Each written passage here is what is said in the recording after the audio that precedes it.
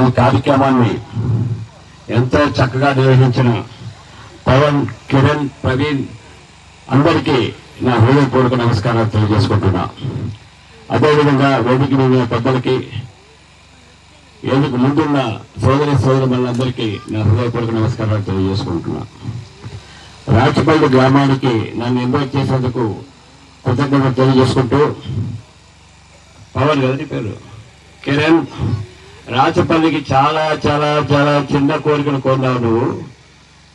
నేను ఈ సభాముఖంగా ఒక్కటే నిర్ణయం చేసుకుంటున్నా, రాచపల్లి గ్రామాన్ని నేను దత్తత తీసుకుంటానని ఈ సభాముఖంగా నేను తెలియజేసుకుంటున్నా. ఏ సమస్య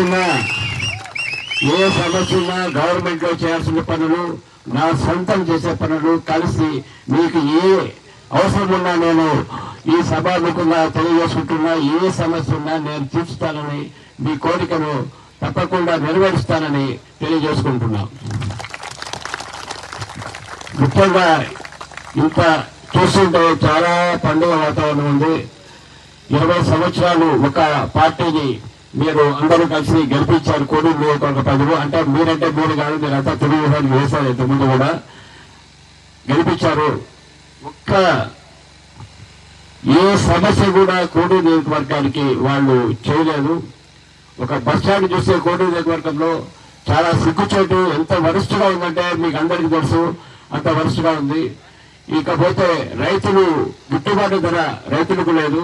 ఒక ఇంజనీరింగ్ కాలేజీ మన పిల్లలు చదువుకోవాలంటే కనీసం తిరుపతికి పోవాలా, లేకపోతే రాజంపేటకి పోవాలా, లేకపోతే నెల్లూరుకు పోవాలా. ఇంత అభివృద్ధి చెందిన మంగంపేట బైరైటీస్ ఉంది, ఇంత ఆదాయం గవర్నమెంట్కి వస్తున్నా కూడా ఒక ఇంజనీరింగ్ కాలేజీ కూడా చేయలేని పరిస్థితుల్లో గవర్నమెంట్ ఉన్నాయి. కాబట్టి ఎన్డీఏ కూటమి గెలిస్తే తప్పకుండా అన్ని సమస్యలు తీరుతాయి. ఉద్యోగాలు మంగంపేటలో వైఎస్ జగన్మోహన్ రెడ్డి గారు ఏం చెప్పారంటే 75% లోకల్ వాళ్లకు ఉద్యోగాలు ఇస్తామని చెప్పారు. ఎవరికైనా లోకల్ వాళ్ళకి ఉద్యోగాలు ఇచ్చారా? మొత్తం పక్క జిల్లాల వాళ్ళకి ఇచ్చారు. మన పిల్లలు చదువుకొని వాళ్ళ ఉద్యోగాలు బాగుపడేది వాళ్ళకి ఇష్టం లేదా? మీరు దయచేసి ఆలోచించాల్సిందిగా కోరుకుంటున్నా. ఇక మీద మీ జనసేన అభ్యర్థి అరవశ్రీలను గెలిపించి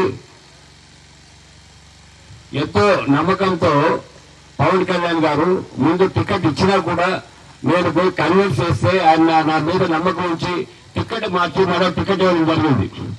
పవన్ కళ్యాణ్ గారికి కోడూరు నియోజకవర్గం అంటే చాలా చాలా అభిమానం. నేను ఒక ఇల్లు కూడా కట్టుకోవాల్సింది ఉంటుంది కోడూరులో అని చెప్పి కూడా చెప్పడం జరిగింది. కాబట్టి దయచేసి మీరు అరవశ్రీ గారిని గ్లాసు గుర్తుకు ఓటేసి కంపల్సరీ మీరు గెలిపిస్తారని ఆశిస్తున్నా. ఇక మీదట రాచపల్లి గ్రామానికి ఏ సమస్య ఉన్నా డైరెక్ట్ గా నా దగ్గరికి వచ్చి మీరు అడగచ్చు.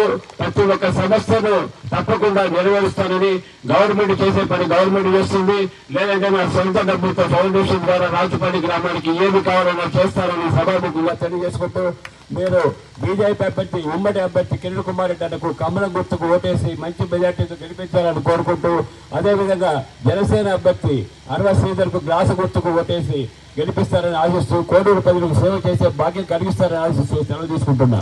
నమస్తే.